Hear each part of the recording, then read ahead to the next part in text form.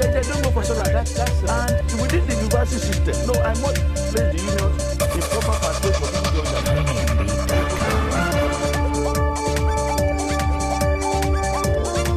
Hello and welcome. I am DEJI360. We're still on, of course, the $2.1 billion arms scandal in Nigeria. Let me just tell you the story. On July the 10th, 2013, the Nigerian government signed a memorandum of understanding with the Chinese government to construct 4 new international airport terminals in Nigeria. Now, the airports are the Lagos Airport, Port Harcourt Airport, Abuja Airport, and Kano Airport. The Chinese government accepted to fund the project through a $500 million loan to Nigeria. Now, the 4 terminal buildings are already being constructed by a Chinese construction firm, China Civil Engineering Construction Company. Now, let's tell you about one of the terminals which you might be very familiar with. It is this one. That's this one at the Murtala Mohammed International Airport in Lagos. It's a 4-floor structure that will house a hotel for passengers, offices for some government agencies, duty-free shops, an apron, and lots more. Now, when completed, the terminal building will accommodate at least 120 aircraft takeoffs and landings every day. It is also projected to process nothing less than 5 million passengers annually. Now, the terminal will surely change the face of Nigeria aviation and put the country among countries with modern airports. Now, don't forget, 4 of these terminal buildings are being built at this very moment. Just why have I told you this story? It's simple. The 4 international standard terminal buildings are being built at a total cost of $500 million. So if you divide the total cost by 4, it then means each terminal costs $125 million. Just keep that in mind. Now, if you juxtapose that figure with the $2.1 billion involved in the controversial arms deal scam in Nigeria, it means that $2.1 billion can get us approximately 17 of those terminal buildings. One more thing, the $2.1 billion is several times more than the 2016 national budgets of quite a number of African countries like Liberia, Sierra Leone, Togo, Benin, Chad. The list goes on and on. Now, perhaps that gives you an idea of the kind of money we're talking about here. It's just stupendous, and the more reason everything must be done to recover it. The money can make a whole world of difference in this country where millions of people, and when I say millions, I mean literally millions of people live on less than $2 a day. Let's now turn our attention to the latest issue now on the scam. And as you all know, the former chairman of the PDP Board of Trustees, Tony Aneni, has opened up on the people he distributed the money he got from the former National Security Advisor, Sambo Dasuki. And then he actually got 260 million naira from the office of the former National Security Advisor. One of the names he's mentioned is that of Second Republic politician Tanko Yakassai. He's very popular. Everybody knows him. He used to be a special advisor to President Shehu Shagari back in the 80s. Now, in a letter Aneni wrote to the EFCC, he said he gave Yakassai 63 million naira. But the Second Republic politician now has now come out to say that what he actually got was 53 million naira and that the money was actually meant for a 9-man group he led at the time to go around the north to canvass support for Goodluck Jonathan. He also said he would not return the money. The 80-year-old politician argued that he had not committed any crime as the money was given to him, as what the money was actually given to him for has been used, and that it was not given to him in his personal capacity. He said the money had been used for what it was meant for. Another prominent name mentioned by Aneni is the former secretary to the government of the Federation, Falae. Now, Falae Aneni said he gave Falae part of that money. Falae has now admitted that he collected 100 million naira from the former chairman of the PDP Board of Trustees. New Telegraph newspaper, quoting Falae, said Falae actually admitted that he got the money. However, Falae is defending the collection of that money. He says the money was purely an inter-party affair between the PDP and the Social Democratic Party, which he leads. He said the money was given to the SDP effectively to campaign for the PDP in the 2015 presidential election, since his party did not field a candidate for that election. Let me take a direct quote now from what he told the Telegraph newspaper. I'm taking this. This is a quote now from Falae. He says, quote, "It is true that 100 million naira was given to my party to endorse and work for the Jonathan's candidature in the 2015 election. We used the money for that purpose and we effectively campaigned for the PDP since we did not have presidential candidate in the election. The money was not for me. With all the money PDP has and having spent 16 years in power, how would I know that the money was from the arms deal?" No reference was made to the arms deal. So they should not bring me into the arms issue.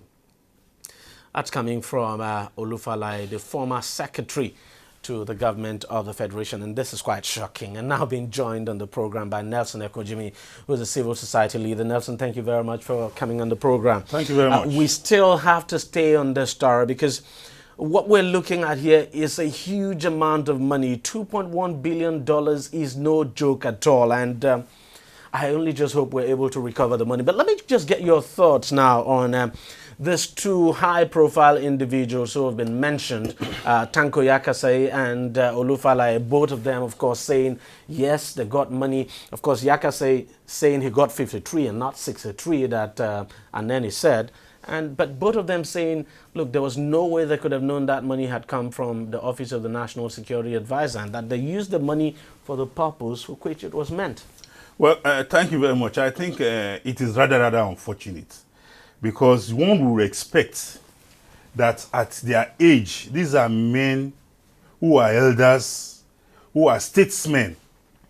And like we know, they are supposed to mirror the society and serve as a role model to upcoming ones. I remember vividly well, even though I'm far, far below them in age, that these men lived in a time in this country whereby when you come about somebody who has money, the first question the society asks you is, what is your source?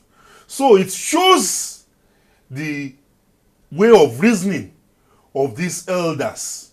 And it shows why our country until now became a theater of the absurd, whereby anything goes. And it is an indictment on our people as a whole, that these so-called elders, that ordinarily, there's this Yoruba proverb, I'm a Yoruba man, that says an elder cannot be in the town and the young ones will go astray. The elders are supposed to lead the young ones in the right way. They are supposed to mentor them, to chart a path for them that this is the way to go. Because even the Holy Bible says, righteousness exalts a nation. Sin is a reproach to any people. But what these elders have done is that these elders have shown that they don't give a damn about what happens to the society that gave them the benefit to rise to the position they were, that they are more interested in their own personal comfort, whether the whole country go up in flames, that they are less concerned. And it tells you a lot about the character of these elders. But I want you to look at their defense. Take Tanko Yakassai, for instance. He said, yes, it is true he got 53 million naira from Aneni, not 63 anyway, but that, the money was meant for him and his group, 8 other men now, to go around the north and speak to the traditional rulers there for a peaceful conduct of the election and, of course, canvass support for Jonathan, and that they used that money for that purpose. And there was just no way they could have known that money was meant for arms. The question we should even ask them, how can only one man get 53 million naira to share between himself and his group, if not that they have other intentions other than only intentions, that they have selfish and devilish intentions? Because you expect that the PDP as a party has its own machinery around. They have their party structures around the states. And if the party was going to make use of other outlets to make its campaign, there must be a channel between the party and the so-called Yakassai. I'm very sure this so-called money that they got, that they received, even the party executives are not aware. These are money that came through the back door. And it shows you that people have become used to, illegal money. This type of money is like money that somebody gets from illicit transactions. And that is what has played out here. And what do you make of the defense of Falae? Same thing. That, look, that money was given to his party to work for Goodluck Jonathan since they didn't have a candidate. But, there was no way he could have known the money was for arms. My response to Falae is that, please, sir, it is advisable that you keep quiet, because what you have done has manifested as a big shame on the name you have built. That is why when the election... It's quite surprising anyway that the SDP would be collecting money from the PDP to work for. It tells you that politics in this country, some people have turned it into commercial business. That it is no longer about the people, because ordinarily you expect that if he is a candidate that Falae, because I'm sure the people in SDP, a lot of them are not aware.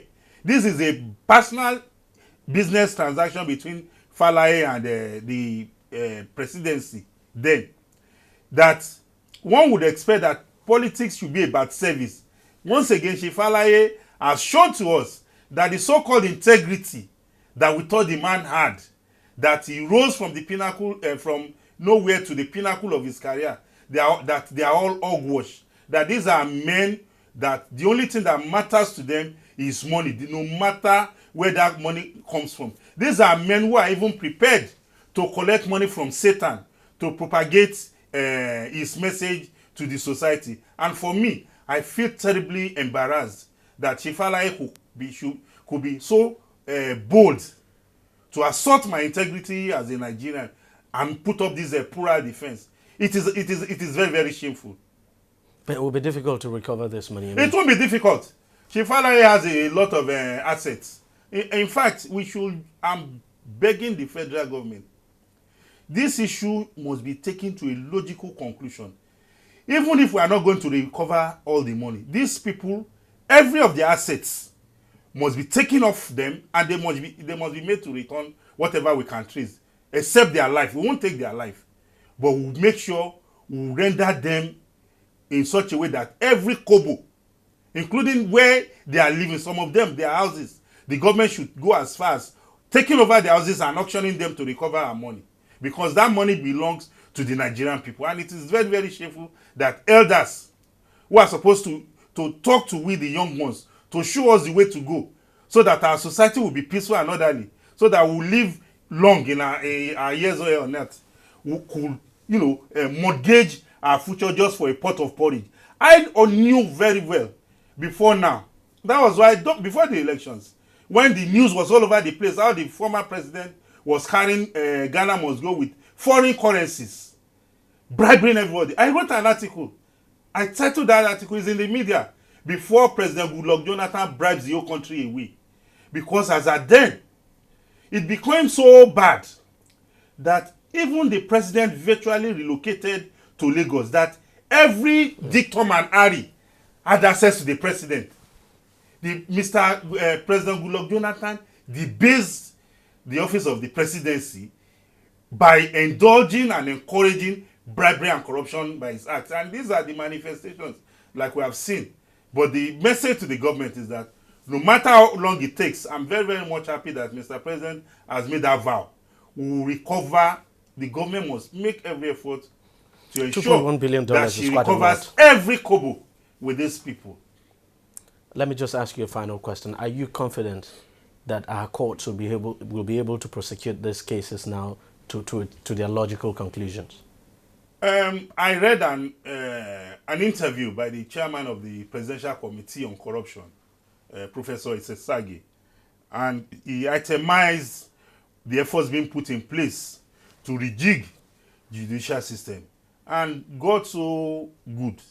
I'm very, very optimistic that the courts, being alive to what is happening in the society today, the outcry of the Nigerian people, the poverty level that the Nigerian people are going through, not because the Nigerian people wants to be poor, but because some people who have been saddled with the responsibility of managing their commonwealth have frittered it away, distributing it to their cronies.